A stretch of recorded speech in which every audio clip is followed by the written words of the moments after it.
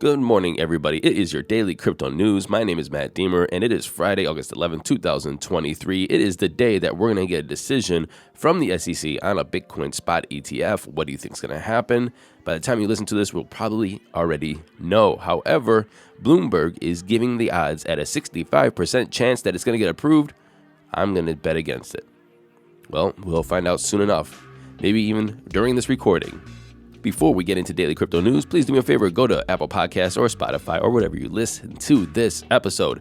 Click those 5 stars, leave us a comment, and make sure that you share with your friends. Everybody needs daily crypto news because here's what's going to happen. We're going to get a spot Bitcoin ETF. Everybody's going to be like, why wasn't I paying attention to this? When did this happen? I should have bought some Bitcoin. And they're going to be like, well, why aren't you listening to daily crypto news? If you were listening to daily crypto news, you would know what the hell is going on. So that's why you got to share with your friends. Let's get into that daily crypto news. Worldcoin is now making it possible for unverified customers to reserve their Worldcoin tokens. This reservation will be valid for 12 months, and users can redeem the reservation in World tokens by visiting the iris scanning device called the Orb.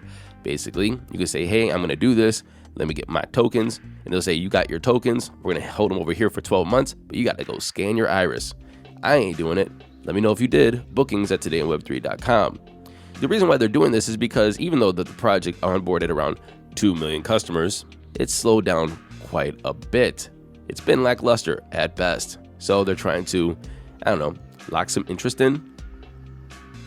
Kraken has emerged as the leading U.S. crypto exchange for altcoin trading, with around 50% of market depth for the top 10 altcoins. Kraken's market share among exchanges supporting USD deposits has risen to 21.1% in July from 8.3% in August of 2022. And people are attributing this to the launch of Kraken Pro. I am attributing this to the decline in Binance US. And Binance US has lost a lot of market share because they stopped USD onboarding, offboarding, and USD pair trading, and it's now crypto trading. But before you go over to Kraken and say, I'm going to just take all my coins off of Binance US and go to Kraken and trade my altcoins there, be careful because there's a lot of coins that Binance US have traded or list that Kraken does not. 2 off the top of my head is BNB and Zilliqa. So make sure that if you're a US customer, you have liquidity and access to trading pairs for your shitcoins. Speaking of Binance is applying to get registered in Taiwan's Money Laundering Control Act. Currently, that's the only crypto-related regulation in Taiwan. Taiwan's Financial Supervisory Commission, or the FSC, told dozens of domestic crypto service providers in attendance that Binance was applying to be registered. Binance has been actively expanding in Asia. Earlier this month, if you remember, they officially launched in Japan after it acquired the local exchange Sakura Exchange Bitcoin in November of 2022. And because of that acquisition, it paved the way for it to be regulated in the Japan Financial Services Agency.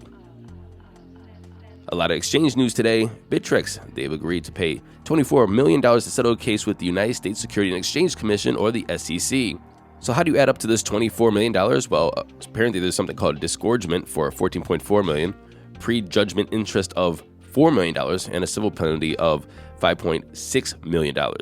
If you guys remember, the SEC hit the Bittrex and one of my favorite exchanges, and I'm really sad that it's gone, but they hit Bittrex and its former CEO, William Shahara, with a lawsuit back in April and alleged that the Seattle-based exchange had failed to register as a broker-dealer, an exchange, and a clearing agency. The SEC alleged that Bittrex raked in around $1.3 billion in illicit revenue between 2017 and 2022. Now, I don't know if that's gross or net. Not the biggest exchange, but they didn't do bad. But even though they didn't do that bad, apparently, it seems like, on the surface, it seems like they did okay, they had to file for bankruptcy back in May, and the exchange said it was not economically viable to continue running the exchange in the United States under the current U.S. regulatory and economic environment. The Solana saga, remember Solana, they launched their own smartphone. This Android-based smartphone has seen a significant price reduction. It started at around $1,000, and now it's only down to $600. The company said that this $400 cut is the next step to get wider adoption of mobile Web3 and continue to improve the experience for the Solana mobile community. And basically anybody who's looking at on-chain data or just has, common sense is calling bullshit on this, because basically the sales are slumping and they came down massively after their launch, and they're trying to, sell some more phones. Now, the data that they're looking at to prove that the sales of the Solana saga are slumping is the Saga Genesis NFT mints, and this is something that occurs when the owner of a Solana saga sets up their phone and the Solana App Store. As of July 25, there's slightly more than 2,100 unique Saga Genesis NFT owners. They're not happy about this. Basically, here's what somebody tweeted. They said, to do this without anything being given to those who paid full price to offset how much this burns is a terrible look. You guys are the worst. I highly regret buying this thing. And it just goes back to my story about buying a Tesla. Look, when you are in the bleeding edge or an early adopter of some tech, you have to apply this to crypto, you have to apply this to EVs, you have to apply this to whatever. If you're the bleeding edge, Apple has this new Apple Vision coming out. Remember, you're going to pay through the nose to be the first person that has this thing, and the price is going to drop. Things are going to change. There's nothing you can do about it. I had the same experience when I bought a Tesla. And I'm going to go tell you the story again. I bought a Tesla Model Y Performance, and at that time, the performance was 10,000 more than the long range. About 3 months after I bought it, they had acceleration boost for the long range, and for only $2,000, they basically made the long range only 0.4 seconds slower than the performance. Then I paid for the full self-driving, and then probably about a half a year later, they made it subscription. So there you go. It's only $200 a month now instead of like $10,000 that I paid for it. And then they dropped the price by $10,000 to $15,000 for their cars. And then the government came out with a tax rebate that wasn't retroactive. So that's another $7,500 off, and I did have some tax liabilities that I could have taken advantage of that, and for the most part, I got hosed. And so for the most part, the reason why I sold my Tesla is because I was like, I don't know what the hell is going to happen with this market. I don't want to lose any more money on it. I know it's a depreciating asset. I didn't want to lose any more money on this. I feel that I way overpaid for the car, and everything that I thought I was getting is now either free, a subscription price, or substantially less than I paid for it. Plus, you get rebates from the government. Plus, the car is cheaper. Anyway, left a bad taste in my mouth. Sold the car. Probably won't buy another EV for another 5 to 10 years.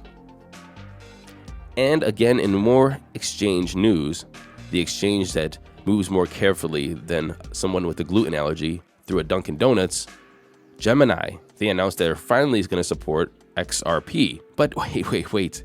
You think they're just going to support XRP? No, you can deposit your XRP into Gemini, but trading will come sometime in the future.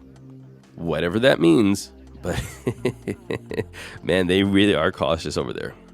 Anyway, you know what time it is. It is Friday, so it is time for Asia Focus with Sarah, aka JK Remote. Thank you, Matthew. Japanese startup Soramitsu is exploring new central bank digital currency applications with a new project on the cross-border payment system for Asian countries, Cointelegraph reported. Well, I've been digging this news here and there to really see what's going on. So the Soramitsu participated in setting up the application for supposedly functioning like a CBDC app in Cambodia, Bakong, back in 2020. And since its launch, Bakong's adoption has expanded to countries like Malaysia, Thailand, and Vietnam.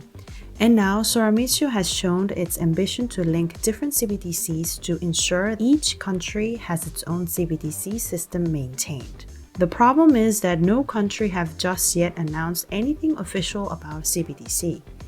Now that's interesting. It's all in the air, discussed by many players in a silo. For example, the Assistant Governor and Director General of the National Bank of Cambodia, Chia Suray, specifically said in an interview that Bakong is a backbone payment system using DLT, digital ledger technology, not a central bank digital currency. She made it very clear that this is just an affordable and interoperable payment system where the only validator is the government. Aside from the technological questions, the point here is that there has been a lot of noise around CBDC for some years now.